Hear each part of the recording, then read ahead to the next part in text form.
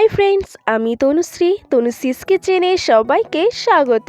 আজকে আমি পালক পনির তৈরি করে দেখাবো। খুব সহজেই কিভাবে বাড়িতে পালক পনির তৈরি করবেন সেটাই তৈরি করে দেখাবো।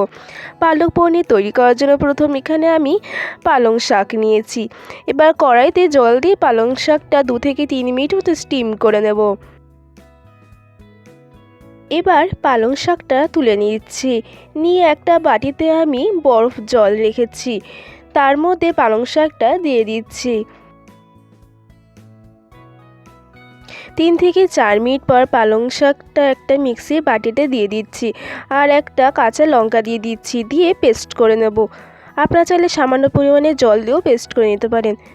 দেখুন কতটা মিহিভাবে পেস্ট করে নিয়েছি। ইন্ডাকশানে কড়াই বসিয়ে দিয়েছি। কড়াইতে 3 টেবিল স্পুন তেল আর 1 টেবিল স্পুন ঘি দিয়েছি। তেল আর ঘি গরম হয়ে গেলে রসুন কুচি 1 টেবিল স্পুন আর 1 টেবিল স্পুন আদা বাটা, 30 সেকেন্ড মতো আদা বাটা আর রসুন কুচি ভেজে নেব।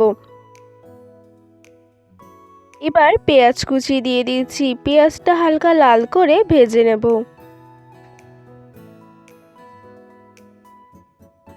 দেখতেই পাচ্ছেন পেঁয়াজটা হালকা লাল করে ভেজে নিয়েছি। এবার টমেটো কুচিয়ে দিয়ে দিচ্ছি। টমেটোটা যতক্ষণ না মেল্ট হচ্ছে ততক্ষণ অবধি অপেক্ষা করব।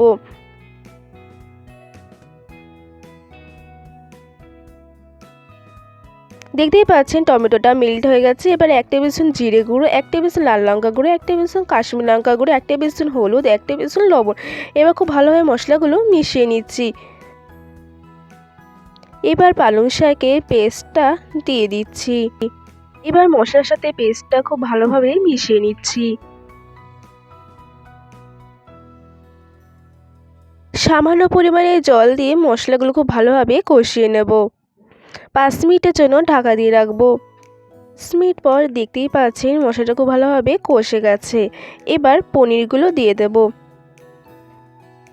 পনিরটা এবার ভালোভাবে মশলার সাথে মিশিয়ে নিচ্ছি।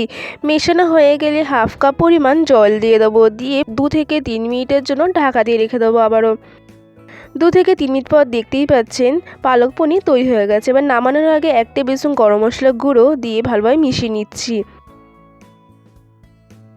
খুব সহজেই বাড়িতে এইভাবে পালক পনির তৈরি করে নিন। আর আমার রেসিপি যদি আপনাদের ভালো লেগে থাকে অবশ্যই লাইক, কমেন্ট, শেয়ার, সাবস্ক্রাইব করতে ভুলবেন না।